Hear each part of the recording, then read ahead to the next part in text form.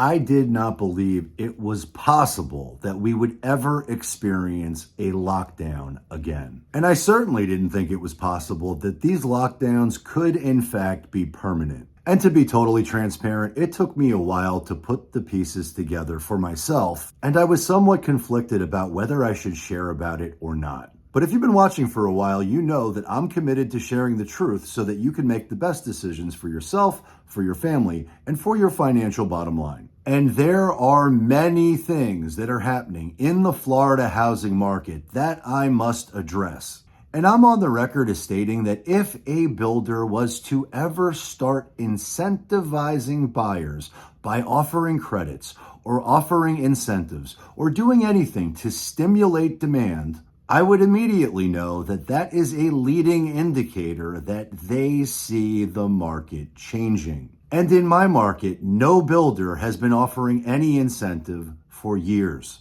Up until they did. And up until recently, I've talked about the builders that are in the surrounding areas offering incentives to buyers who are willing to step up and take their quick inventory homes. And in case you don't know what a quick inventory home means, a quick inventory home is a home that a builder had a buyer for, and the buyer, for whatever reason, did not close. They defaulted on the contract, and they will not be able to buy the home. And when a builder has a home like that, they are willing to offer incentives and offer very attractive interest rates that are significantly lower than what the market interest rates are right now in order to unload the property and get it off their books. But those quick delivery homes that are outside of my hyperlocal market are few and far between for now. But in my market, there is no more land to develop, and builders have all the leverage because demand has been insanely high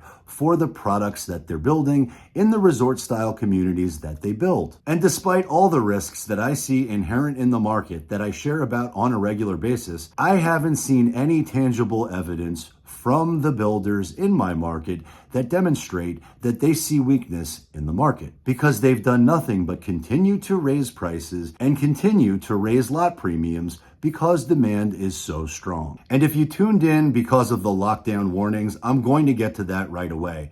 But it's imperative that you understand that for the first time since the pandemic started, I've got evidence of a builder offering incentives, which is open to interpretation. But having been a stockbroker for damn near 20 years, I know that a for-profit business is not going to offer an incentive unless they have to. And I'll pop this into the video so you can see it yourself, but for the first time in a long time, GL is advertising that they are offering over $20,000 in included upgraded features. And Valencia Grand is the premier 55 plus resort lifestyle community in West Boynton Beach. And I've helped lots of folks, people just like you from around the country, buy their dream home in Valencia Grand. But anytime I've ever taken anyone to a GL community where they are building and developing a new community, every single time I ever brought a client there, they were always raising prices. And to be abundantly clear, they have not stopped with that policy as of yet. But for the first time in a long time, they're offering incentives to the tune of $20,000, which includes crown molding, under cabinet lighting, quartz countertops, upgraded tile packages, and stainless steel appliances. And now that I've just read it out loud, it sounds like most of these upgraded features are standard in their product to begin with, because truthfully, none of this sounds particularly new. But time will tell. And the market is always right. And supply and demand will always dictate price. But what do you think will happen to home prices in the state of Florida if, in fact, there is a permanent lockdown? And the thought of a permanent lockdown in the United States sounds completely inconceivable. But recently, when I had the pleasure of going to a state-run organization to take care of some routine background paperwork, when I walked into the building, I had a flashback because I felt like I was stepping back in time. And honestly, I didn't even really notice it at first. It just seemed unusual, and I didn't think it was real. In fact, what I was experiencing was so dated, I thought it was just old. But back on the ground where the line Q formed, there were the big stickers that had the warning stand 6 feet away from the next person. And then 6 feet later, there was another sticker of where you were allowed to stand. And of course, I ignored that completely because that makes no sense. But when it was my turn and I got to speak to the person that I wanted to speak to, I couldn't help but notice that next to where they were standing, there was an updated list of best practices to avoid catching COVID-19. Or COVID-20 or 21 or 23 or 25 or 2500. I don't know what variant we're on. I just know the sign caught my attention. But again, I discounted it because it seemed like it had to be old. And I know that most government offices are not up to speed. I know it would probably take them 2, 3, 5, or 10 years to update anything that they have on their walls. But then I started hearing about it from other people. I started to notice that people are talking about the new variant. And then I heard people talking about having to wear masks again.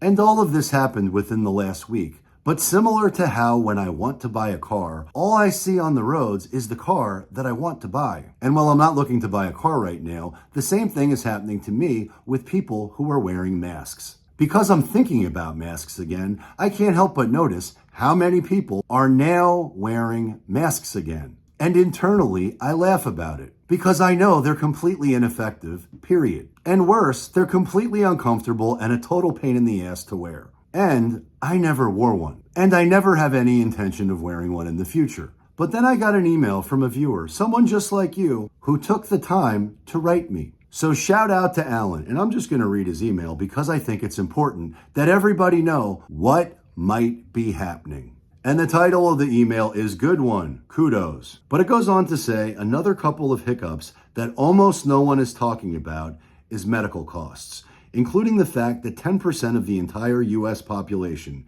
yes, 34 million, are on some sort of disability and growing fast, especially post-vax. And while I had never really thought about it that way before, he makes an interesting point. But he goes on to say, also, I'm sure you've heard the leaked rumor about secret talks about reintroducing masks, vaccinations, and lockdowns. And he goes on to say that the rumor states that social distancing starts again in September. And all of that nonsense, which has been debunked by science, is being double downed on. Or maybe it's not. I don't know. I'm not an insider. I don't have inside information. But if the rumors are true and the permanent lockdown is real, is this a power grab, a control grab, or an election grab? Or is it even worse than that? Is this about central bank digital currency? Or just another opportunity for mass financial profit by the insiders? And while I'm not a conspiracy theorist and I don't really like to go down that road, I can't help but notice that some universities have already imposed restrictions. So much so that the Florida Surgeon General came out and said, do not comply. And I have no intention of complying. And I don't believe Florida has any intention of complying. But if these rumors are true and the lockdown is real, the one thing I can guarantee, despite whatever hurricanes may come and whatever insurance crisis we may have, Florida home prices will skyrocket. And now that I think it's a lot more clear that Governor DeSantis is less likely to be the president of the United States and more likely to remain governor, the odds of Florida not being free are zero. And this emergency video is a lot longer than I intended it to be. There are 22 metros within the state of Florida that just reported last month's housing data, and I want to share that with you. And more importantly, I want to compare and contrast what last month looks like versus today, because the numbers have changed radically. But bar the door, Sally, home prices are going to go bonkers if in fact this quarantine is real, which I pray to God it's not. Now, I hope you found this content valuable. I can't help but notice that only 30% of you who watch are actually subscribed. If you found any of this content to be of value, please subscribe to the channel now. It means the world to me. If you're thinking about buying or selling anywhere, please reach out because we would love to help. And the best way to connect with me is to click the link up above or down below and we will connect with you right away. Follow me on Twitter where I can never be censored. Check me out on Patreon where I go off, and check out my next video because I suspect you will love it a lot. And until next time, peace.